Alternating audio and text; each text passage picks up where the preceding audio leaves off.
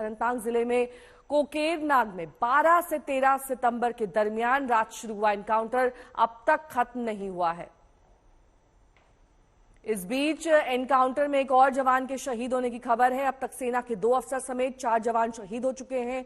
शहीद जवानों की याद में शहर शहर कैंडल मार्च निकाला गया। पंचकुला में कर्नल मनप्रीत और पानीपत में मेजर आशीष की अंतिम यात्रा निकलने वाली है। बड़ी तादाद में लोग शहीदों को श्रद्धांजलि देने के लिए उमड़ पड़े। जंगल में सेना का ये ऑपरेशन पिछले कई घंटों से जारी है। 2 से 3 आतंकियों के छिपे होने की आशंका है, जिसमें एक पाकिस्तानी मूल का बताया जा रहा है। 6 तस्वीरें आपके सामने।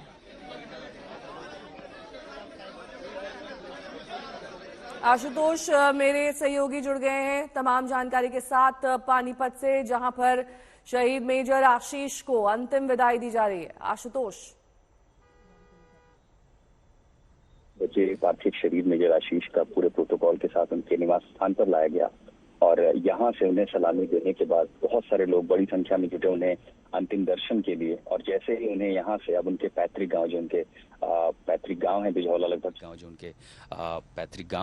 लगभग 6 किलोमीटर की दूरी पर, अब उन्हें आखिरी विदाई के लिए उनके पार्थिव शरीर को ले जाया जा रहा है। और आगे आप जितने लोगों का ये काफिला और हुजूम देख रहे हैं, ये रास्ते भर वो लोग हैं जो मेजर आशीष अमर रहे के नारे लगाते हुए उनके पैतृक गांव तक जा रहे हैं। पूरे प्रोटोकॉल के साथ, पूरे सम्मान के साथ इस पूरे रास्ते उन्हें विदाई दी जा रही है। और यहाँ से रास्ते में हमने देखा जितने भी घर थे, बाजार हों, चौराहे हों, टोल बूथ हों, लोग हाथ जोड़कर उनके सम्मान में उन्हें विदाई देने के लिए खड़े रहे।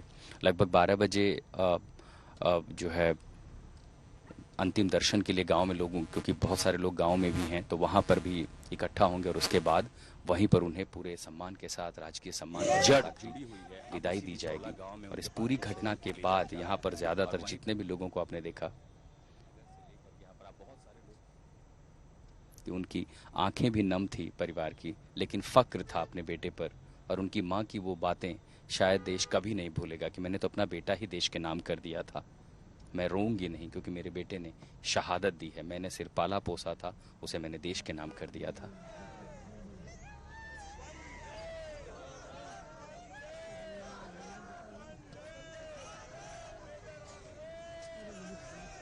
अंतिम विदाई की ये तस्वीरें जाहिर तौर पर भावुक कर देने वाली, हृदय विदारक ये तस्वीरें दरअसल उस परिवार के गम को बयां करती हैं जिन्होंने अपना सब कुछ इस देश के नाम कर दिया। किसी ने अपना पति, किसी ने बेटा, किसी ने भाई गंवा दिया, लेकिन अफसोस नहीं है क्योंकि ये सब कुछ एक वीर जवान, एक वीर सपूत ने अपने देश के लिए किया है।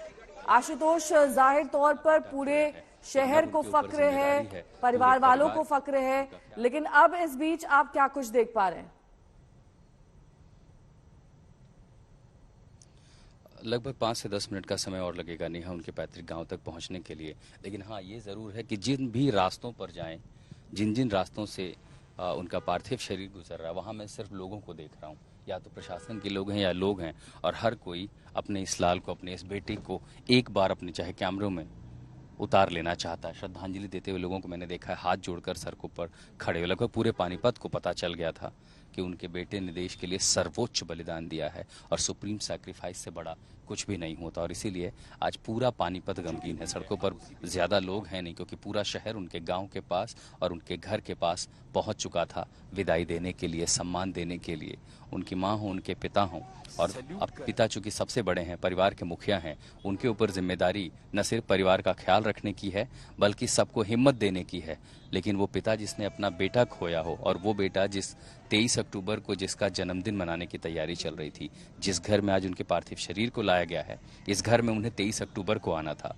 मेजर आशीष अपने पिता के लिए, अपनी माँ के लिए, अपनी पत्नी और बच्चे के लिए नया घर बनवा रहे थे, और उसी 3 मंजिला मकान में 23 अक्टूबर को पूरे जश्न के साथ शिफ्ट होने की तैयारी थी, क्योंकि उसी दिन मेजर आशीष का जन्मदिन भी है। लेकिन उससे लगभग 1 महीने पहले ही ऐसी घटना, और जिस तरह से मेजर आशीष का अपने घर आना हुआ हो, भला कौन परिवार चाहेगा कि कभी उसे ऐसा दिन देखना पड़े। लेकिन वो चाहते थे कि जो बेटे ने घर बनवाया, कम से कम वो ताबूत में लौट कर आया है, लेकिन आए तो उसी घर में आए, इसी घर से उसकी विदाई हो, और इसी घर से उन्हें विदाई दी गई। उन्हें उनके गाँव ले जाया जा रहा है। लगभग 5 मिनट का समय और है। और उनके पिता जो थे फर्टिलाइजर कंपनी में काम करते थे। परिवार के बहुत सारे सदस्य हैं जो देश की सेवा कर रहे हैं, जो सेना से जुड़े हुए हैं, भारत माँ की सेवा कर रहे हैं। और बहुतों को जब पहली बार जानकारी आई तब बहुतों को यकीन नहीं हुआ, लेकिन अनहोनी तब तक हो चुकी थी। परिवार का सबसे बड़ी क्षति परिवार को पहुंच चुकी थी। लेकिन आप देख रहे हैं हाथों में सिर्फ और सिर्फ तिरंगा झंडा है।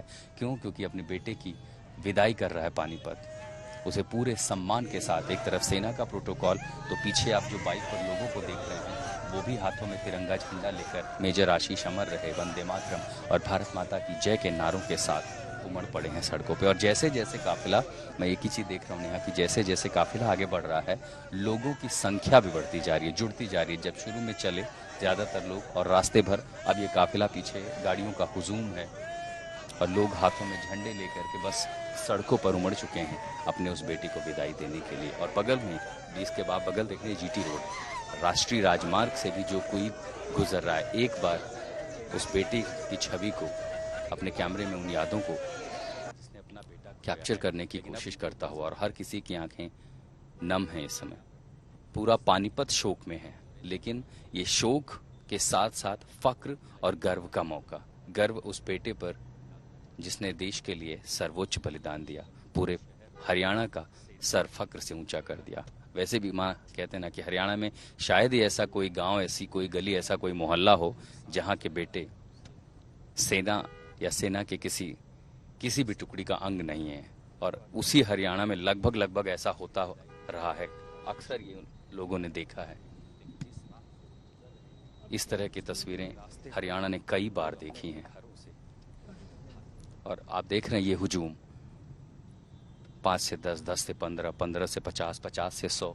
और ऐसे सड़क का जो मार्ग का 2 हिस्से हैं, दोनों हिस्सों पर आपको सिर्फ और सिर्फ लोग दिखाई देंगे, नम आंखों से हाथ जुड़े हुए उस बेटे के सम्मान में, जिसकी आखिरी विदाई इस राह से होते हुए उनके पैतृक गांव की ओर रवाना होते हुए। ये तमाम सारे लोग उस सम्मान का हिस्सा बनना चाहते हैं।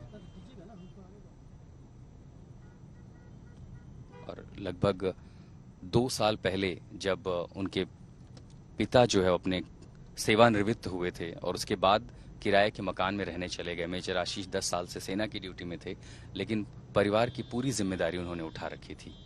और इन्हीं 2 सालों में जब उन्होंने अपने परिवार से वादा किया कि जल्दी ही हम एक नया घर बनाएंगे, एक बड़ा घर बनाएंगे और पूरे परिवार के साथ वहां रहेंगे, सारी तैयारियां पूरी हो चुकी थी, घर तैयार हो चुका था। 22 अक्टूबर को मेजर आशीष अपने घर लौट कर आना चाहते थे, 1 महीने की छुट्टी लेकर के, और 1 महीना अपने परिवार के साथ वो समय बिताना चाहते थे। और इन तैयारियों के बीच जब पूरा घर उनके जन्मदिन की, उनके स्वागत की, उस नए घर में जाने की तैयारी कर रहा था, इन सब के बीच एक ऐसी अनहोनी, और परिवार ने अपना सब कुछ खो दिया। कल से लगातार लोगों का जमावड़ा है, आसपास के लोग हों, रिश्तेदार हों, परिवार हों, प्रशासन के लोग हों, हर कोई आया और ये कहने के लिए कि परिवार खुद को अकेला ना समझे। इस मुश्किल की घड़ी में पूरा राज्य, पूरा देश उनके साथ है। इस बंद शीशे के बावजूद हम जो बाहर नारे सुन पा रहे हैं वो मेजर आशीष और भारत माता के नारे। उन नारों के साथ, पूरे सम्मान के साथ उनका पार्थिव शरीर पानीपत शहर के इस पूरे हिस्से को पार करते हुए आगे उनके गांव की ओर रवाना हो रहा है।